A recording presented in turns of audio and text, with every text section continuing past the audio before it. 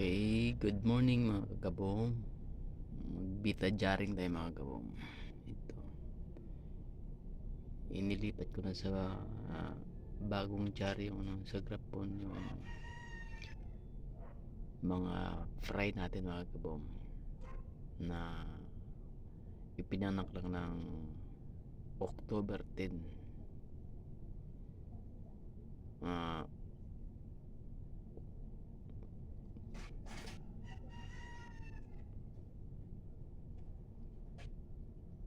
Sila kagabong. Nilipat ko siya kamusin. Nangangawan siya kagabong eh. Ito siya kagabong. Ayan. Ayan. Jaring natin sa ibukod ko lang siya kagabong. Siya nangagat na sa atin mga kasama niya. Masyado pa lang maliit po. Ayan. Kaya ito siya kagabong. Binukod ko lang siya dahil nangaaway na siya. Nakita ako kahit maliit pa siya. Nanghabol na siya ng kasama niya doon mga kapatid niya. Kaya binukod ko na siya kagabong. Siya kagabong mga tinan niya.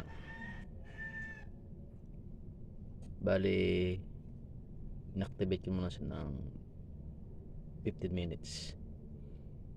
Ngayon pakawalan ko siya kagabong. Oops, yan na. Okay,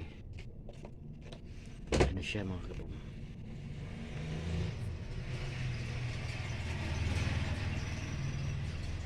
Yun, malit pa siya kagabong. Ito sila kagabong yung pinanganak ng October 10. Napakarami nito nila, siguro almost 1,000 piraso. Natiraan na lang. Yan, sobrang hirap pag-pluck ng beta fry. Hindi natin siya makuha ng ano ko. Masyadong malipak ko pa yun. Yun na siya kagabong yan. Yung mother yan kagabong hostel na green at ang tatay beltel na green. Ito yung mother niyan.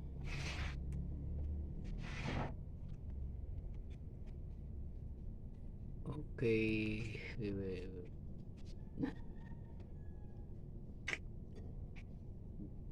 bali sa sunod naman magpapakita ko sa inyo kung paano siya lumaki talaga. Sabaybayan natin.